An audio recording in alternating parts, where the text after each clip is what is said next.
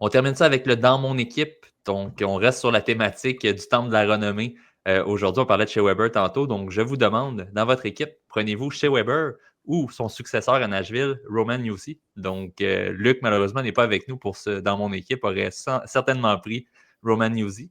Mais quand on regarde les statistiques des deux, donc c'est quand même similaire. Évidemment, Newsy un peu plus offensif, plus de points en moins de rencontres dans la Ligue nationale de hockey. Un différentiel semblable. Et même en série, c'est quand même très près un de l'autre. C'est sûr, on sait, chez Weber, il est peut-être plus un attaquant défensif, un défenseur, défensif, mais qui va parfois justement marquer des buts, s'amener dans l'attaque avec un excellent lancer, on le sait, sur l'avantage numérique. On regarde en termes de palmarès, un Norris du côté de Roman Newsy et du côté de Shea Weber, 2 médailles d'or olympiques et son intronisation cette semaine au Temple de la Renommée. Je tiens aussi à noter que c'est 2 joueurs qui ont été choisis en deuxième ronde par les Prédateurs. Donc, tu sais, quand on parle de bon recrutement, bon repêchage, là, c'est des petites perles qu'on a pu aller trouver du côté des Prédateurs. Donc, je vous laisse débattre, en fait, de vos choix. Je vais commencer avec toi, Julien. Tu y vas avec Shea Weber. Bon, chez Weber, c'est le package deal. Défensivement, offensivement, physiquement, leader, bin, tout. Et mon argument massu, qui est le meilleur, c'est qu'Yossi n'est pas Yossi sans Weber.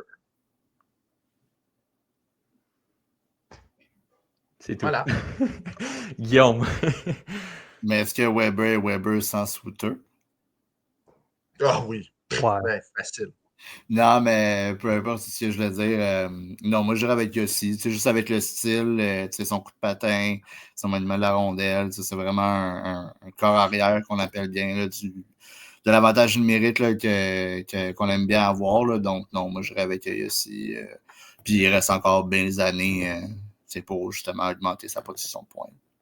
Oui, c'est sûr, je pense sur une longue durée, il aussi va avoir une plus grande carrière que peut-être en termes statistiques là, que Weber, effectivement. Éloi?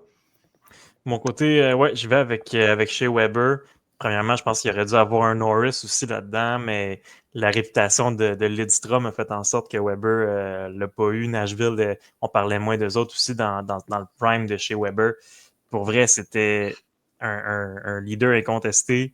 Et puis, c'est vraiment tout un joueur, toute une présence. Puis quand il jouait avec Yossi aussi, vraiment, le jeu était fait pour justement que Weber ait la rondelle, que ce soit lui avec le gros tir. Puis honnêtement, juste la peur des attaquants adverses de faire face à Shea Weber ou même de le fâcher. On ne l'a pas vu nécessairement dans son prime absolu à Montréal, là, mais vraiment, c'était une légende carrément. Là. Puis il y a aussi excellent, évidemment, two-way, juste incroyable, mais Shea Weber, il y avait une aura autour de lui. Ouais, c'est ça, en fait. Ouais, ben, je pense, j'y vais avec Weber également. Puis je pense que c'est surtout le volet en série que ce soit en série ou aux Jeux Olympiques ou dans les moments clés de sa carrière, Weber s'est toujours présenté défensivement, terrorisait les attaquants adverses pratiquement. J'ai l'impression que Yossi, c'est le genre de gars en saison régulière, comme t'en parlais, Guillaume, coup de patin incroyable, qui va te faire un tas de points, qui va être ton corps arrière dans le défensif, mais ça s'est moins reflété dans ces années en série. C'est sûr, les Prédateurs n'ont jamais eu une équipe incroyable non plus. On s'est quand même rendu en finale avec Yossi comme principal défenseur, mais j'ai vraiment un attachement particulier à Weber dans son style de jeu que je trouve qui est fait pour ces moments-là, ces moments importants. Il n'y a jamais personne, je pense, dans l'histoire de la Ligue nationale quasiment, qui aurait été capable de donner les performances qu'il a données en 2021 avec l'état de son corps. Non, c'est un guerrier. C'est ça. Écoute, là, c'était le meilleur des fois. Tout le monde capotait. Là. Oh my God, enfin, on va le prendre. Mais pendant l'année, on le voyait. Là, il était pas bon. On le disait. Il est pas bon, Weber. Puis là, il est arrivé en série. Là, écoute, c'était fou, Ren. C'était probablement le meilleur défenseur de toutes les équipes des séries. Puis il jouait, là. C'est comme il a dit, il avait l'air d'une momie. Là. C'est pas. C'est ça.